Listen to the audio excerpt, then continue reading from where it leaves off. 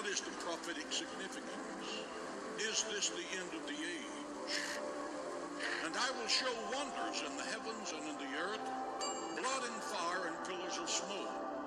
The sun shall be turned into darkness and the moon into blood before the coming of the great and awesome day of the Lord.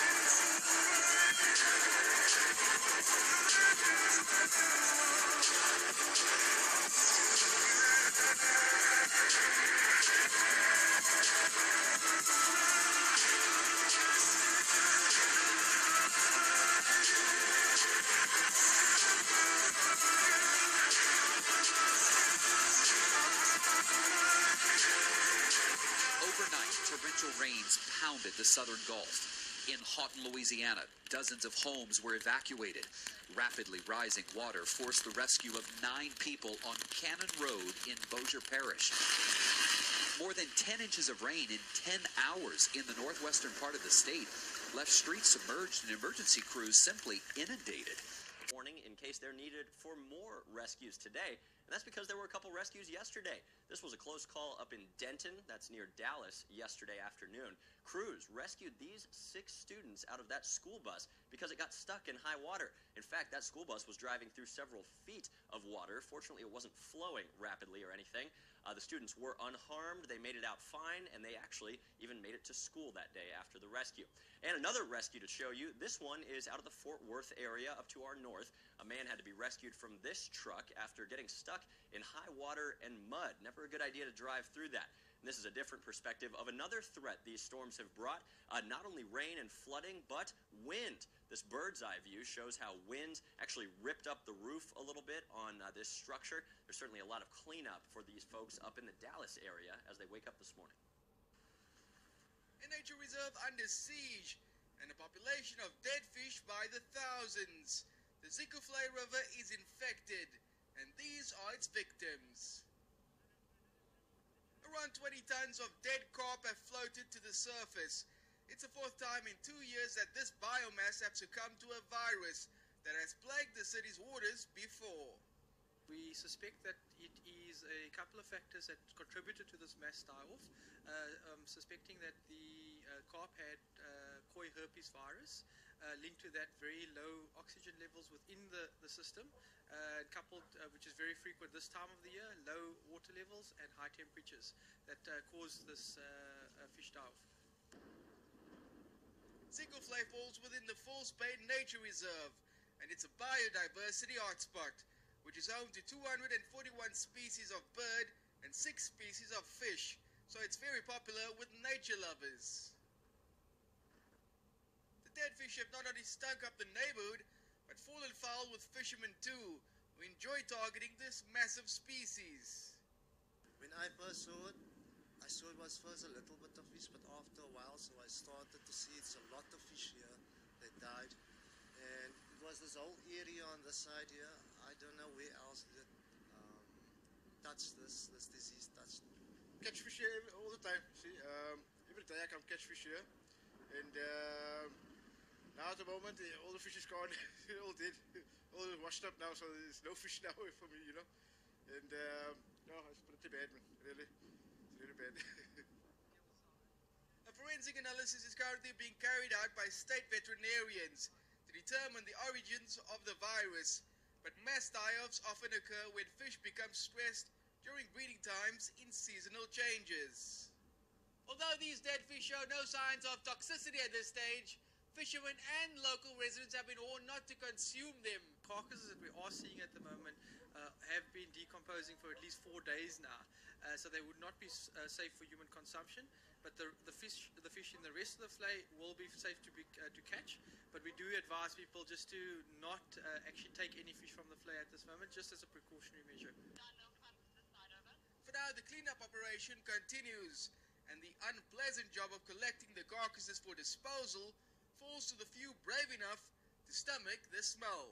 A humpback whale that washed ashore in Coronado is about to be removed at any moment. It's a story that we've been tracking since it broke at midday. And news since then, Tenders reporter Jessica Chen learned the whale had some signs of injuries. Jessica. Yeah, officials say they found signs that this whale had been entangled in the past, but they don't think that's what killed it. Now, scientists here about wrapping up after spending a whole day looking at this whale. We're going to pan over to it, but I'm only going to show you the tail portion of it because it is a bit graphic. They had to open up the whale completely in order to look at the organs inside. Now, scientists say this 23-foot humpback whale is probably about a year old. It was first spotted Friday night, 9 miles off Point Loma, and for most of the day today, scientists from NOAA took samples from the whale, hoping to see what may have caused it to die and wash ashore. Officials from NOAA say the whale was likely migrating north from Mexico to Alaska when it got lost. This woman who was visiting from Arizona says seeing this was an unexpected surprise. You just don't expect to walk up to the beach and see this, you know. We were actually coming to looking for scuba divers or something, and then to come and see this is like a little weird, a little freaky. Now, I asked the scientists here, how often is it that a humpback whale comes onto shore like this? They said it's pretty rare, about once every year or two. In Coronado, Jessica Chen, 10 News. Commuters are describing a chaotic and scary scene after a Northern California train flew off the tracks. The accident sent a train car into a rushing creek last night southeast of San Francisco. A tree that fell during a storm is blamed for knocking the front of the train into the water. At least 14 people were hurt, including 4 with serious injuries. John Blackstone is in Niles Canyon near Fremont with the dramatic rescues. John, good morning. Good morning. Now, what you see behind me here is one of the cars of the short 5-car ACE commuter train that came off the tracks here. Now, this commuter line, the Altamont Corridor Express, runs some 80 miles from San Jose to Stockton. It's now been closed down because of this accident. But passengers describe a wild ride. The Altamont Corridor Express, also known as the ACE train, ran off the tracks Monday night in a remote area. It was jolting. I mean, it was a fairly wild ride. We felt a couple sharp jerks, and then we just suddenly slowed down. The train went to a complete stop. 214 people were on board as it twisted through Niles Canyon during a heavy rainstorm, which had caused debris to fall into its path. The tree was on the tracks, and when the train struck it, it derailed. One of the ACE train cars slid through the mud into Alameda Creek. Water rushing around it, the car came to rest on its side. Tanner McKenzie was in the adjoining car. It derailed, but remained upright. People were crying for help, and I went to find the conductor. He had flown out the window, the front window, when it hit. Flew straight out. Had a bad head injury. The number 10 train left San Jose at 6:38 p.m. on its way to Stockton. A little more than half an hour into the ride, it derailed in Niles Canyon. Alameda County firefighters launched an urgent rescue operation. We made our way on top of the train and made sure that we were basically clear on all 6 sides of the train. To get, this. Nothing like this. Generally, this thing is really, really safe. This area of track is part of the very first transcontinental rail line. It's a track that's been built and rebuilt many times since the mid-1800s. Now, the ACE commuter train pays Union Pacific to run their trains in this track. Union Pacific's investigators are here studying the rails now. The Dominican Republic's Ministry of Health says the cholera outbreak started after inmates broke a water pipe inside a cell housing 900 inmates. The water was used for bathing, urinating, and defecating. The resulting contamination has affected at least 75 inmates.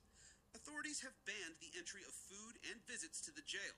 Relatives are desperate at the possibility that more inmates may be infected. Some have also complained about having to pay high sums of money to get their relatives removed from the infected areas in the jail. The overcrowding is really bad. I just bought my son a place for 60,000 pesos, which I couldn't afford because I'm a single mother, just so that he would have a place to rest. CNN reached out to the director of jails, but calls were not returned. The public defender's office told CNN that this exchange of money in jails throughout the country is very common, but hard to stop. The The prison of La Victoria, located near the country's capital of Santo Domingo, has the capacity of 1,000 inmates, but currently houses close to 8,000, making even basic sanitation hard to maintain. The ideal is that La Victoria jail disappears because it has 8,000 inmates, but this is not a decision that is taken overnight. Nearby residents are worried the outbreak will spread to their homes.